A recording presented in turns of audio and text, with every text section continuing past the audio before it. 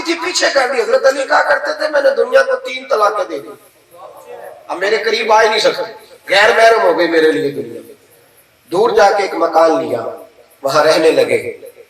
نبی پاک صلی اللہ تعالی علیہ وسلم کی عادت تھی, سیدہ فاطمہ الزہرا جب تک گھر میں رہیں حضور دن میں 2 مرتبہ ان کو ملنے جاتے تھے. اب بی بی صاحبہ دور چلی گئی تو مصطفیٰ کریم پھر 2 دفعہ جاتے, فجر کی نماز پڑھ کے بھی جاتے, عصر کی نماز کے بھی جاتے. ایک دن کچھ مہمان آ گئے ملک کے شام سے, محبوب جا نہ سکے, عصر کی نماز کے بعد گئے تو سیدہ فاطمہ دروازے کے پیچھے بیٹھی تھی. حضور نے قدم اندر رکھا تو بی بی صاحبہ رو پڑی, کہنے لگی محبوبہ جلدی آ جایا کرے, میں صبح سے کوئی کام نہیں کر سکتا, میں دروازے پہ بیٹھی ہوں, ایک جھلک دیکھ لیتی ہوں تو دیہڑی ذرا سوکھی گزر جاتی ہے. حضور دیر نہ کیا کرے. محبوب کی آنکھوں میں بھی آنسو آئے. فرمایا فاطمہ خیال تو میرا تھا کہ مسجد کے قریب کوئی حجرہ ہو تو تجھے وہیں رکھ لوں, پر وہاں حارثہ بن نعمان کے مکان ہے, انہوں نے پہلے ہی بڑے مکان مجھے دے دیے, اب ان کو کہنے کو میری طبیعت نہیں چاہتی.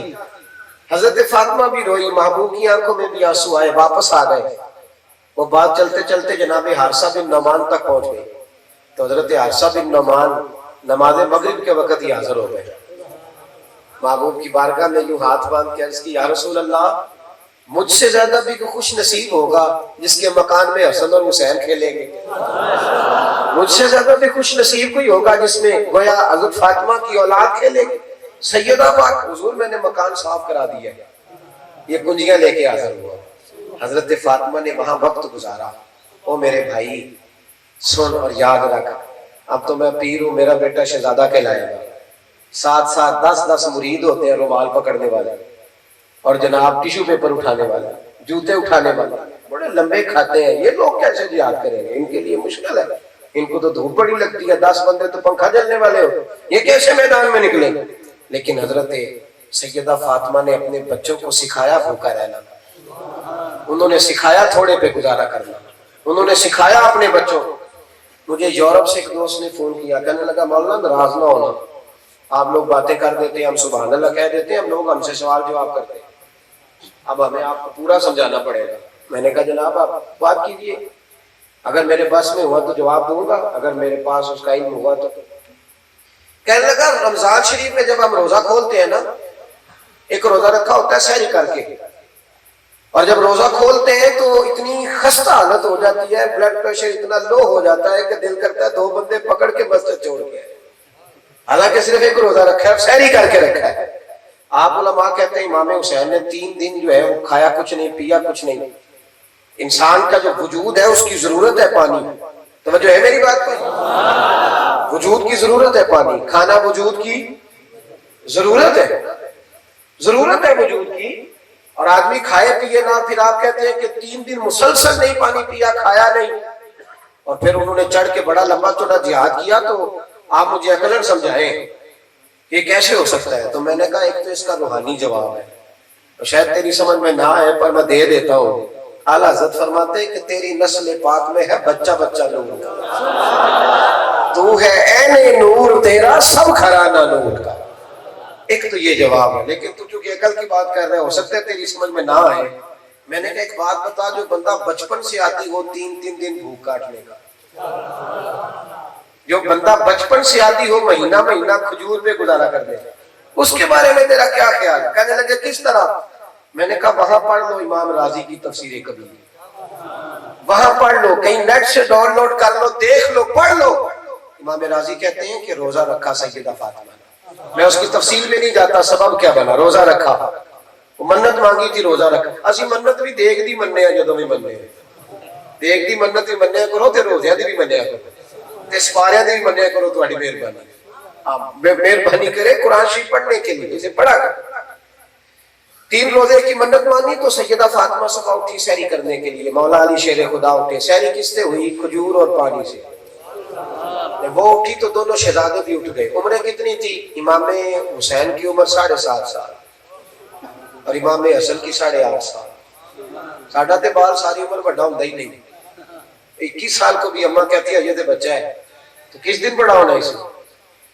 7.5 اور 8.5 سال کی عمر میں بچوں نے روزے رکھے, دن بھر روزہ رکھا. تو مولا علی کہتے ہیں میں بھی پہلے روزہ رکھتا تھا, بی بی صاحبہ بھی رکھتی تھی, پر آج مجھے فکر زیادہ تھی اس لیے کہ بچوں نے روزہ رکھا. فرماتے میں کہیں سے تھوڑے سے جوں لایا، فاطمہ نے پیسے، روٹیاں پکائیں، 4 بندوں کا روزہ تھا، روٹیاں 3 بنی.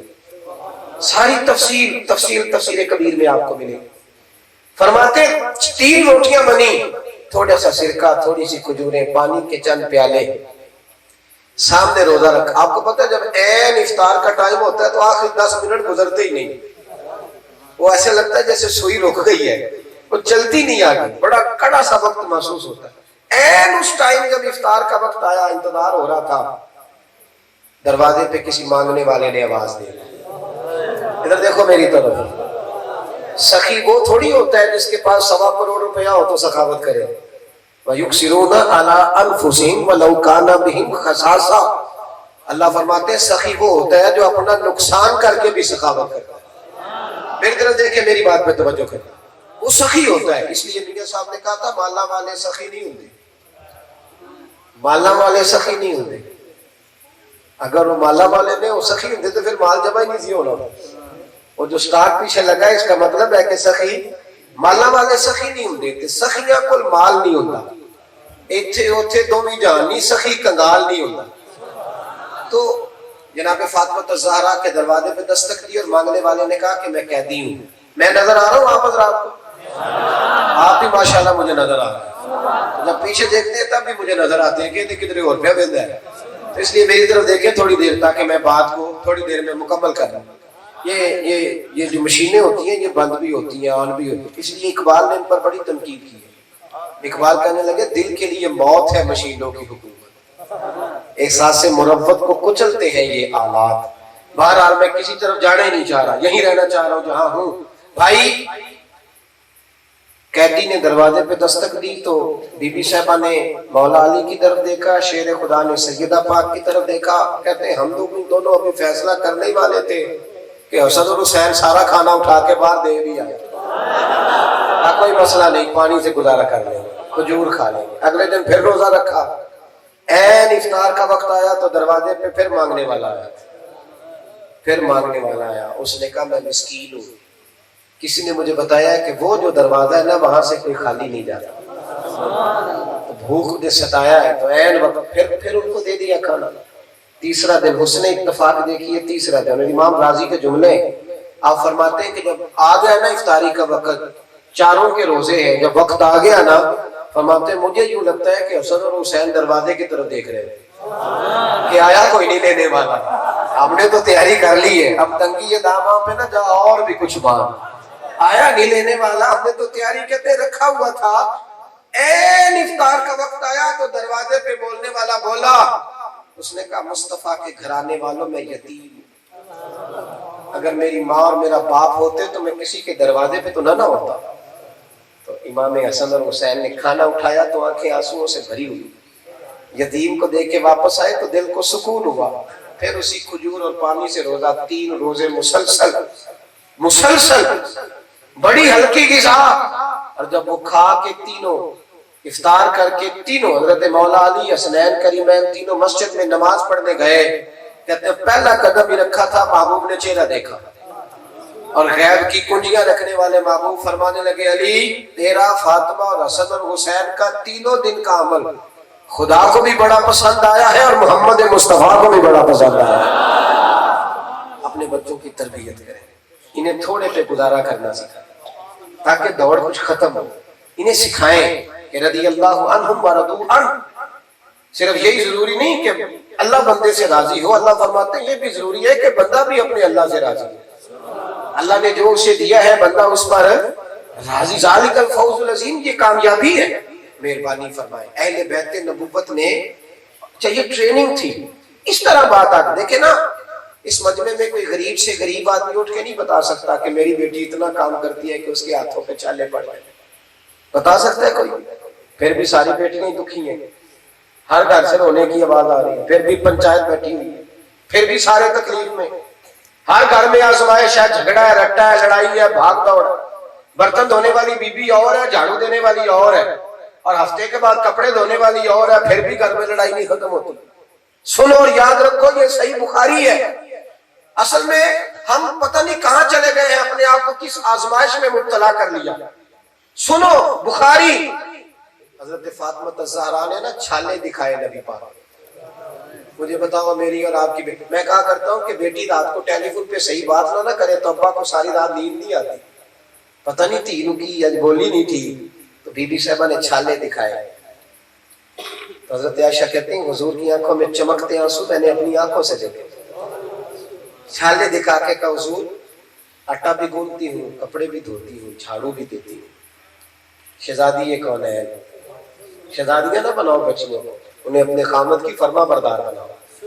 اور باپ تربیت کر کے بھیجے, بھائی تربیت کر کے بھیجے, خود سکھا کے بھیجو. اگر کسی کا گھر صحیح آباد ہوگا تو تیرا بھی صحیح آباد ہوگا. خود تربیت کر کے جو ڈیمانڈ اپنی بیوی سے کرتے ہو وہ چیز اپنی بیٹی اور بہن کو سکھاؤ تاکہ آنے والا وقت ان کے لیے عمدہ رہے. حضرت فاطمہ نے چھالے دکھائے, حضور میں سارے کام کرتی ہوں. پھر شام کو چکی بھی پیستی چھالے پر. یا رسول اللہ مولا علی نے بتایا کچھ غلام آئے ہیں, ایک غلام مجھے مل جائے تو گھر میں کام کاج میں میرا ہاتھ بٹائے گا. اور غریب سے بھی اس کی بیٹی کوئی سوال کرے تو وہ کوٹھا بیچ کے بھی بیٹی کی بات پوری کر دیتا ہے. اور بی بی صاحبہ سیدہ پاک تو اس دروازے پہ آئی ہے جہاں سے خالی کبھی گیا ہی کوئی نہیں. لیکن مصطفیٰ کریم نے کیا فرمایا, بخاری ہے, نبی پاک نے فرمایا بیٹی گھر جا 33 بار سبحان اللہ پڑھا کر, 33 بار الحمدللہ پڑھا کر, 34 بار اللہ اکبر پڑھا کر, اللہ تجھے غلام آزاد کرنے کا ثواب عطا فرمائے گا. اور گویا آٹا تم نہیں گوندنا ہے, اپنے گھر کا کام تو نے خود ہی کرنا ہے, چکی تو نہیں چلانی ہے, بچوں کو پالنا تو نہیں. او بھائی اپنے گھروں کے اندر وہ معیار لائیں جو اہل بیت نبوت کا معیار ہے. اور حضرت امام حسنین کریمین اور سیدہ پاک کے گھر میں, ہمارے گھر میں جو اضافی مصروفیات ہوتی ہیں وہ ٹی وی کی ہوتی ہیں یا موبائل کی ہوتی ہیں یا رٹے اور جھگڑے کی ہوتی ہیں. اضافی مصروفیت کیا سی حضرت فاطمہ کے گھر میں نبی پاک کے اہل, اضافی مصروفیت کیا تھی؟ اضافی مصروفیت تھی یا قرآن پاک پڑھا جائے گا یا نفل پڑھے جائے گا. مشکل کام ہے, عشاء پڑھ کے ہے نا سارے ماشاءاللہ. چلے میں نہ پوچھتا ہوں نہ وعدہ لیتا ہوں, میں کون ہوتا ہوں پوچھنے والا, نہیں پڑھیں گے تو اللہ خود ہی پوچھ لے گا. میں کون ہوتا ہوں, میں تو اپنا حساب بڑی مشکل سے دے پاؤں گا. لیکن میرے بھائیوں دیکھیں نا, میں ابھی آیا ہوں تو میرے ایک دل میں کھٹکا سا تھا کہ میں نفل کام کرنے لگا ہوں تو فرض میں نے ابھی پڑھے نہیں. تو میں نے ان سے کہا کہ اگر ٹائم ہے تو مجھے مصلی دینے گیا, میں پہلے فرض تو ادا کروں. بابا بلے شاہ صاحب کہتے ہیں تسی اج بھی کیتی جاندے ہو تے لوگ بھی پیتی جاندے ہو, کھو کے مال یتیماں دا تے بھیج مسیتی جاندے ہو, پھٹ دلاں دے سیندے نہیں تے ٹوپیاں سیتی جاندے ہو, نفس تے چھری پھیر دے نہیں تے دمبے کیتی جاندے ہو.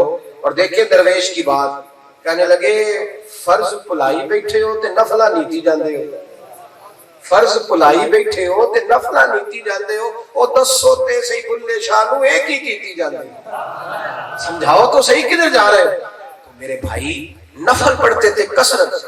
امام زین العابدین کا قول اسد الغابہ میں بھی ہے, طبقات ابن سعد میں بھی. کسی نے پوچھا امام حسین کی مصروفیات کیا تھی, تو فرمانے لگے میرے ابا جی گھر کے اندر فرض نماز کے علاوہ 100 رکعت نماز نفل پڑھا کرتے.